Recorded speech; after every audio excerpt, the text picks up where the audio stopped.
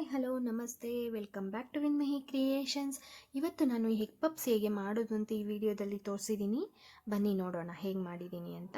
ಮೊದಲಿಗೆ ನಾನಿಲ್ಲಿ ಪಾತ್ರೆಯಲ್ಲಿ ನೀರನ್ನು ಇಟ್ಟು ಕಾಯಿಸ್ಕೊಂಡು ಎಗ್ಗನ್ನು ಹಾಕಿ ಬೇಯಿಸ್ಕೊಳ್ತಾ ಇದ್ದೀನಿ, ಸ್ವಲ್ಪ ಸಾಲ್ಟನ್ನು ಆ್ಯಡ್ ಮಾಡಿಕೊಂಡು.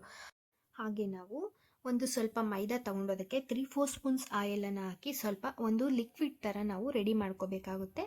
ಅದೇ ರೀತಿ ಮೈದಾಗೆ ನಾವು ರುಚಿಗೆ ತಕ್ಕಷ್ಟು ಸಾಲ್ಟನ್ನು ಆ್ಯಡ್ ಮಾಡಿಕೊಂಡು ಒಂದು 3-4 ಸ್ಪೂನ್ಸ್ ಆಯಿಲನ್ನು ಆ್ಯಡ್ ಮಾಡಿಕೊಂಡು ಅದನ್ನು ಚೆನ್ನಾಗಿ ಮಿಕ್ಸ್ ಮಾಡ್ಕೊಳ್ಳೋಣ. ಅದೇ ರೀತಿ ಸ್ವಲ್ಪನೇ ನೀರು ಹಾಕ್ಕೊಂಡು ಚೆನ್ನಾಗಿ ನಾವು ಮೈದಾ ಹಿಟ್ಟನ್ನು ಚೆನ್ನಾಗಿ ನಾದ್ಕೋಬೇಕಾಗುತ್ತೆ. ಯಾವುದೇ ಥರ ಗಂಟೆ ಇಲ್ದಂಗೆ ಚೆನ್ನಾಗಿ ಮಿಕ್ಸ್ ಮಾಡಿಕೊಂಡು ಅದನ್ನು ಹಾಗೆ ಲಾಸ್ಟಲ್ಲಿ ಸ್ವಲ್ಪ ಆಯಿಲನ್ನು ಹಾಕ್ಬಿಟ್ಟು ಅದನ್ನು ಸ್ವಲ್ಪ ಹೊತ್ತು ನೆನೆ ಬಿಡಬೇಕಾಗುತ್ತೆ. ನಾವು ಚೆನ್ನಾಗಿ ಅದನ್ನು ಹಿಟ್ಟನ್ನು ನಾವು ನಾದಬೇಕಾಗುತ್ತೆ. ಚೆನ್ನಾಗಿ ನಾದ್ಬಿಟ್ಟು ಸ್ವಲ್ಪ ಹೊತ್ತು ಅದನ್ನು ರೆಸ್ಟಲ್ಲಿ ಬಿಡೋಣ.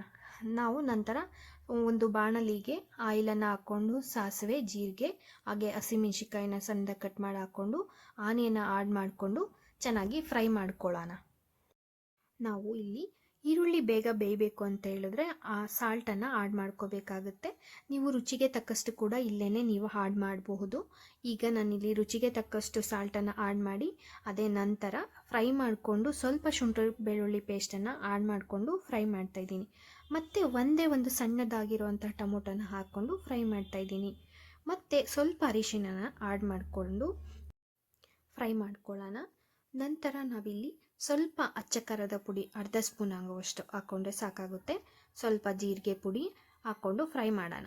ನಂತರ ಒಂದು ಅರ್ಧ ಸ್ಪೂನ್ ಆಗುವಷ್ಟು ಧನಿಯಾ ಪುಡಿನ ಆ್ಯಡ್ ಮಾಡಿಕೊಂಡು ಒಂದು 1/4 ಗ್ಲಾಸಷ್ಟು ನೀರನ್ನು ಆ್ಯಡ್ ಮಾಡಿಕೊಂಡು ನಾವಿಲ್ಲಿ ಚೆನ್ನಾಗಿ ಫ್ರೈ ಮಾಡ್ಕೊಳ್ಳೋಣ. ಎಲ್ಲ ನೀರೆಲ್ಲ ಹಸಿ ವಾಸನೆ ಎಲ್ಲ ಹೋಗೋ ಥರ ಫ್ರೈ ಮಾಡಿಕೊಂಡು ಸ್ವಲ್ಪ ಕೊತ್ತಂಬರಿ ಸೊಪ್ಪನ್ನು ಲಾಸ್ಟಲ್ಲಿ ಆ್ಯಡ್ ಮಾಡಿಕೊಂಡ್ರೆ ಎಗ್ ಪಪ್ಸ್ಗೆ ಬೇಕಾಗಿರುವಂತಹ ಪಲ್ಯ ರೆಡಿ ಆಗುತ್ತೆ. ಇದನ್ನು ಸ್ವಲ್ಪ ಆರೋದಕ್ಕೆ ಬಿಟ್ಬಿಟ್ಟು ನಾನಿಲ್ಲಿ ಬೇಯಿಸಿರೋ ಅಂತಹ ಎಗ್ಗನ್ನು ಎಲ್ಲ ಸಿಪ್ಪೆ ತೆಗೆದು ಇಟ್ಕೊಂಡಿದ್ದೀನಿ. ನಂತರ ನೆನೆ ಇಟ್ಟಿರುವಂತಹ ಮೈದಾನ ತಗೊಂಡು ನಾವು ಬಾಲ್ಸ್ ಮಾಡಿಕೊಂಡು ಅದನ್ನು ಒಂದು 8-9 ಬಾಲ್ಸ್ನ ಮಾಡಿಕೊಂಡು ನಾವು ಚಪಾತಿಗಿಂತ ದೊಡ್ಡದಾಗಿ ನಾವು ಲಟ್ಟಿಸ್ಕೋಬೇಕಾಗುತ್ತೆ. ಮೊದಲಿಗೆ ಈಗ ನಾನು ಒಂದನ್ನು ತೊಗೊಂಡ್ಬಿಟ್ಟು ಮೈದಾದಲ್ಲಿ ಪೌಡರ್ನ ಆ್ಯಡ್ ಮಾಡಿಕೊಂಡು ನೆಕ್ಸ್ಟ್ ಇಲ್ಲಿ ಇದನ್ನು ಲಟ್ಟಿಸ್ತಾ ಇದ್ದೀನಿ. ಇದನ್ನು ನಾವು ತುಂಬ ದೊಡ್ಡದಾಗಿ ಲಟ್ಟಿಸ್ಕೊಬೇಕಾಗುತ್ತೆ. ಫುಲ್ ತೆಳುಗಿರಬೇಕು. ನಾವು 8-9 ಆದರೂ ಮಾಡಿಕೊಳ್ಳೇಬೇಕಾಗುತ್ತೆ. ಏಕೆಂದರೆ ಲೇಯರ್ಸ್ ಬರಬೇಕಲ್ವಾ ಎಗ್ ಪಪ್ಸ್ಗೆ. ಸೊ ಅದಕ್ಕೋಸ್ಕರ ನಾವು 9 ಆದರೂ ಕೂಡ ನಾವು ಈ ಥರ ಲಟ್ಟಿಸ್ಕೊಬೇಕಾಗುತ್ತೆ.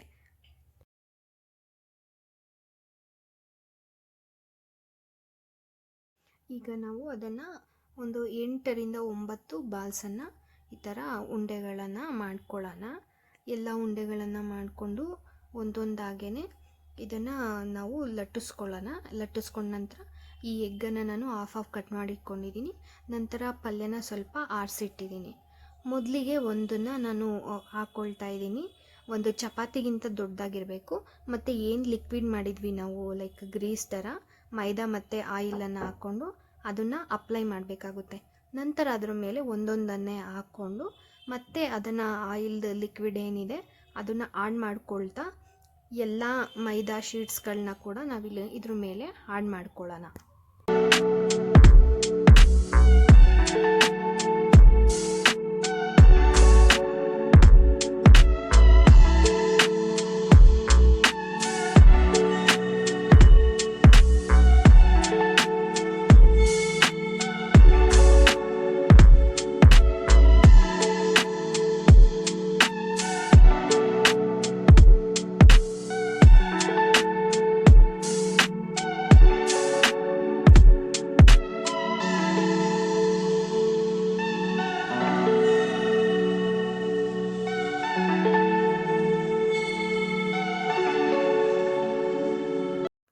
ಸೊ ಈ ರೀತಿ ಎಲ್ಲ ಮೈದಾ ಶೀಟ್ಸ್ಗಳನ್ನು ಹಾಕ್ಕೊಂಡ್ಬಿಟ್ಟು ನಾವು ಇದನ್ನು ಮತ್ತೆ ಸ್ವಲ್ಪ ದೊಡ್ಡದಾಗಿ ಲಟ್ಟಿಸ್ಕೊಳ್ಳೋಣ. ಮತ್ತು ಇದೆಲ್ಲ ಲಟ್ಟಿಸ್ಕೊಂಡ ನಂತರ ನಾವು ಒಂದು ನೈಫನ್ನು ತಗೊಂಡು ಸ್ಕ್ವೇರ್ ಶೇಪ್ ಥರ ನಾವು ಕಟ್ ಮಾಡ್ಕೊಳ್ಳೋಣ.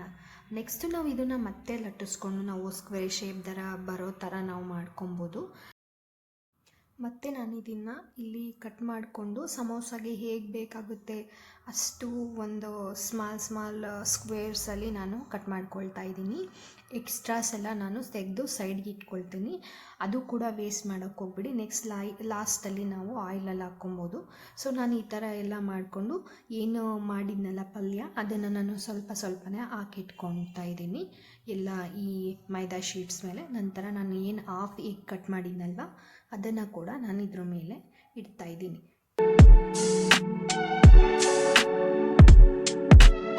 ಎಗ್ಗಳನ್ನೆಲ್ಲ ಇಟ್ಟ ನಂತರ ನಾವು ಈಗ ಒಂದೊಂದನ್ನೇ ಫೋಲ್ಡ್ ಮಾಡ್ಕೊಂಬರೋಣ. ಸೊ ಒಂದೊಂದು ಎಡ್ಜನ್ನು ಕೂಡ ನಾವಿಲ್ಲಿ ಈ ಥರ ಫೋಲ್ಡ್ ಮಾಡ್ಕೊಬೇಕಾಗುತ್ತೆ. ಅದನ್ನು ನಾವು ಲಾಸ್ಟಲ್ಲಿ ಅದನ್ನು ಎಡ್ಜಸ್ಸನ್ನು ಸ್ವಲ್ಪ ಪ್ರೆಸ್ ಮಾಡಿಕೊಂಡ್ರೆ ಅದರಲ್ಲಿರೋ ಪಲ್ಯ ಏನೂ ಕೂಡ ಆಯಿಲ್ಗೆ ಬಿಡದೇ ಇರೋ ಥರ ಆಗುತ್ತೆ. ಸೊ ಈ ಥರ ಎಲ್ಲ ಒಂದೊಂದಾಗೇ ಫೋಲ್ಡ್ ಮಾಡ್ಕೊಳ್ಳಿ. ಆಯಿಲನ್ನು ನಾನು ಗ್ಯಾಸ್ ಮೇಲೆ ಇಟ್ಟಿದ್ದೀನಿ, ಸಿಮ್ಮಲ್ಲೇ ಇಟ್ಟಿದ್ದೀನಿ, ಜಾಸ್ತಿ ಆಯಿಲನ್ನು ಕಾಯಿಸಲೂಬಾರ್ದು. ಸೊ ನೆಕ್ಸ್ಟು ಇದೆಲ್ಲ ಫೋಲ್ಡ್ ಮಾಡ್ಕೊಂಡಿದ್ದ ನಂತರ ಒಂದೇ ಸರಿ ಎಲ್ಲನೂ ಫೋಲ್ಡ್ ಮಾಡ್ಕೊಳ್ತಾ ಇದ್ದೀನಿ. ಸೊ ಇಲ್ಲಿ ನಾನು ಸಿಮ್ಮಲ್ಲಿ ಇಟ್ಟಿದ್ದೀನಿ, ಜಾಸ್ತಿ ಎಣ್ಣೆನ ಕಾಯಿಸಿಲ್ಲ. ನಾನು ಒಮ್ಮೆ 3 ಎಗ್ ಪಪ್ಸನ್ನು ಆ್ಯಡ್ ಮಾಡಿಕೊಂಡು ಇದನ್ನು ಆಯಿಲಲ್ಲಿ ಕರ್ಕೊಳ್ತಾ ಇದ್ದೀನಿ. ಸೊ ಇದು ಹೈ ಫ್ಲೇಮಲ್ಲಿ ಇಡೋದಕ್ಕೆ ಹೋಗ್ಬಿಡಿ, ಯಾಕೆ ಅಂತಂದರೆ ಒಳಗಡೆ ಇದು ಬೇಯೋದಿಲ್ಲ ಬೇಗ. ಸೊ ಲೋ ಫ್ಲೇಮಲ್ಲೇ ಇಟ್ಕೊಂಡು ಸಿಮ್ಮಲ್ಲೇ ಇಟ್ಕೊಂಡು ಇದನ್ನು ನಾವು ಬೇಯಿಸ್ಕೋಬೇಕಾಗುತ್ತೆ. ಆಗ ಒಳಗಡೆ ಇರುವಂತಹ ಏನು ಈ ಮೈದಾ ಶೀಟ್ಸ್ ಎಲ್ಲ ಚೆನ್ನಾಗಿ ಬೇಯುತ್ತೆ. ಸೊ ನೋಡಿ, ಈ ಥರ ನೀವು ಕೂಡ ಮನೇಲಿ ಟ್ರೈ ಮಾಡಿ. ರೆಸಿಪಿ ಹೇಗೆ ಬಂತು ಅಂತ ಕಮೆಂಟಲ್ಲಿ ಹಾಕಿ. ಬೇಕ್ರಿಯಲ್ಲಿ ದುಡ್ಡಿಡೋದಕ್ಕೆ ಹೋಗ್ಬಿಡಿ, ಹೆಲ್ದಿ ಮತ್ತು ಟೇಸ್ಟಿಯಾಗಿ ಮನೇಲಿ ನೀವೇ ಈ ರೆಸಿಪಿಯನ್ನು ಮಾಡ್ಕೊಳ್ಬೋದು. ಮೊದಲನೇ ಬಾರಿ ಏನಾದ್ರು ನಮ್ಮ ಚಾನಲನ್ನು ನೋಡ್ತಾ ಇರೋರು ಪ್ಲೀಸ್ ಮರೀದೆ ಸಬ್ಸ್ಕ್ರೈಬ್ ಮಾಡ್ಕೊಳ್ಳಿ. ಈ ರೆಸಿಪಿಯನ್ನು ನೀವು ಕೂಡ ಟ್ರೈ ಮಾಡಿ, ಟೇಸ್ಟ್ ಮಾಡಿ, ಸೂಪರಾಗಿ ಬರುತ್ತೆ. ಇದೇ ರೀತಿಯ ಹೆಚ್ಚಿನ ವಿಡಿಯೋಗಳಿಗಾಗಿ ವಿನ್ಮಯಿ ಕ್ರಿಯೇಷನ್ಸ್ ಯೂಟ್ಯೂಬ್ ಚಾನಲನ್ನು ಮರೀದೆ ಸಬ್ಸ್ಕ್ರೈಬ್ ಮಾಡ್ಕೊಳ್ಳಿ. ಹಾಗೆಯೇ ನೋಟಿಫಿಕೇಷನ್ ಬಟನನ್ನು ನೀವು ಆನ್ ಮಾಡಿಕೊಂಡ್ರೆ ನಾನು ಹಾಕಿದ ಎಲ್ಲ ವಿಡಿಯೋಗಳು ಕೂಡ ನಿಮಗೆ ನೋಟಿಫೈ ಆಗುತ್ತೆ. Keep supporting us. Thank you. Thanks for watching. Bye bye.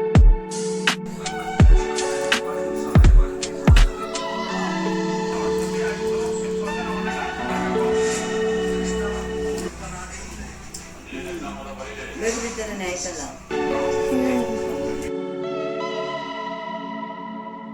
ಚೆನ್ನಾಯ್ತು.